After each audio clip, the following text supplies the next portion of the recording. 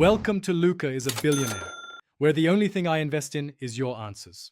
In this video, I will show you how to make delicious funnel cake using pancake batter. First, gather your ingredients: 2 cups of pancake mix, 1 cup of water, and 2 tablespoons of sugar. Whisk these together until smooth. For an extra touch of flavor, add 1 tablespoon of vanilla extract. The batter should be similar to cake batter, forming thick ribbons when lifted. Next, prepare your frying station. Pour about 2 to 3 inches of neutral oil, like vegetable or canola, into a heavy-bottomed pot. Heat the oil to precisely 375 degrees Fahrenheit. A thermometer is key here. To pour the batter, you can use a large funnel with a 1/2-inch opening, a squeeze bottle, or even a piping bag with a 1/4-inch tip.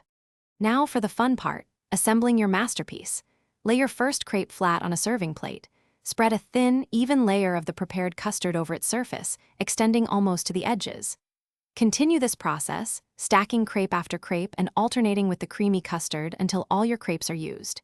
Aim for about 20 layers. Once assembled, cover the cake and refrigerate it for a minimum of 4 hours, or ideally overnight, to allow it to set beautifully. Once your funnel cake is perfectly golden, carefully remove it from the oil. Place it on a paper towel-lined plate or wire rack to drain any excess oil. For the classic finish, generously dust it with powdered sugar while it's still warm.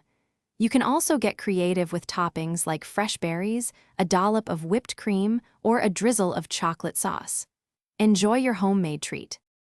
Thanks for watching and please subscribe. It's the best investment you'll ever make.